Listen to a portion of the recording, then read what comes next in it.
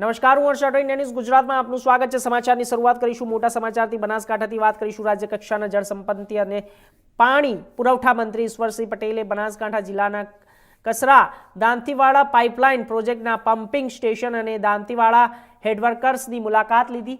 મંત્રીએ પ્રોજેક્ટની કામગીરીનું સ્થળ પર નિરીક્ષણ કરી સંબંધિત અધિકારીઓ પાસેથી કામની પ્રગતિ અને તકનીકી વ્યવસ્થાઓ અને ટાર્ગેટ સંબંધિત વિગતવાર માહિતી મેળવી। આ પ્રોજેક્ટ હેઠળ પાટણ અને બનાસકાંઠાના 105 ગામના 252 તળાવોને પાણી પૂરું પાડવાનું આયોજન કરવામાં આવ્યું। મુલાકાત દરમિયાન સચિવ એમડી પટેલ, ધારાસભ્ય અનિકેત ઠાકર, ધારાસભ્ય માવજી દેસાઈ, નાયબ કાર્યપાલક ઇજનેર એચએમ ચૌધરી અને સંબંધિત વિભાગના અન્ય અધિકારીઓ ઉપસ્થિત રહ્યા હતા।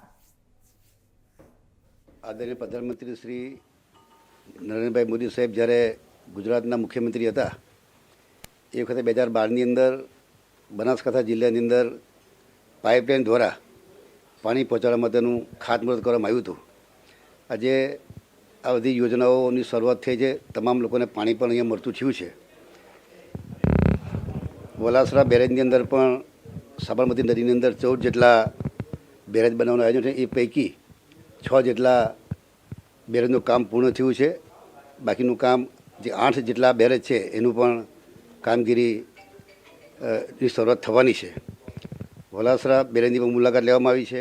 એનું સંગ્રહ શક્તિની વાત કરીએ ત્યારે 4.58 મિલિયન ઘન મીટર એટલે MCM પાણી છે। એની અંદર 2 તાલુકાના 10 ગામોના 2900 હેક્ટર વિસ્તારને સિંચાઈનો લાભ મળવાનો છે।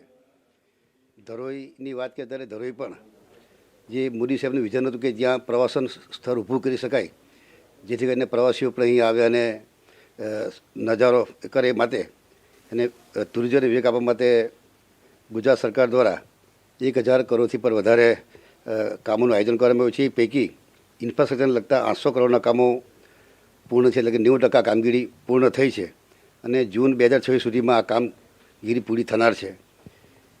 કસરા દાંતીવાડા પાઇપલાઇનની વાત કરીએ તો એ પણ ત્યાં નર્મદા મુખ્ય નહેર આધારિત 1200 કરોડના ખર્ચે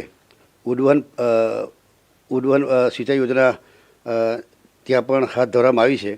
આ યોજના પણ પૂર્ણતાના આરે છે અને લગભગ ટેસ્ટિંગનું કામ ચાલે છે।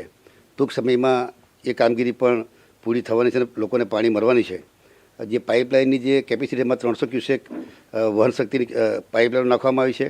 પાટણ અને બનાસકાંઠા જિલ્લાના 105 ગામોના 252 તળાવો ભરવા માટેનું પણ આયોજન છે અને એમાંથી 33,670 હેક્ટર વિસ્તારને લાભ મળવાનો છે।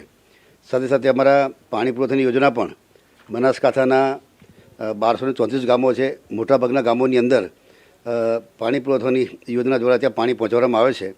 દાંતીવાડા જળાશય ખાતે જે ઇન્ટેક વેલ છે એમાં 400 mld નો પ્લાન્ટ છે, એમાં ફિલ્ટર પ્લાન્ટ પણ છે। ત્યાં ભૂગર્ભ સંપની વાત કરીએ તેમાં દાંતીવાડા ખાતે 1,50,00,000 લીટરનો ભૂગર્ભ ટાંકો છે।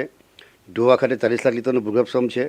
રાણાઓ ખાતે 5 લાખ લીટરનો ભૂગર્ભ સંપ છે અને ઊંચી ટાંકી દ્વારા તમામ યોજના જે બનાવી છે એમાં દાંતીવાડા ખાતે, મંદારા ખાતે, ધોવા ખાતે, ભોયણ ખાતે, રાણાવાવ ખાતે અને શેરગત ખાતે આમ ઊંચી ટાંકી બનાવીને એ આજુબાજુના ગામોની અંદર પાણી પહોંચાડવાની યોજના બની છે। એ યોજનાઓ પણ ચાલુ થઈ છે અને તમામ લોકોને પીવાના પાણી અને સિંચાઈનું પાણી પણ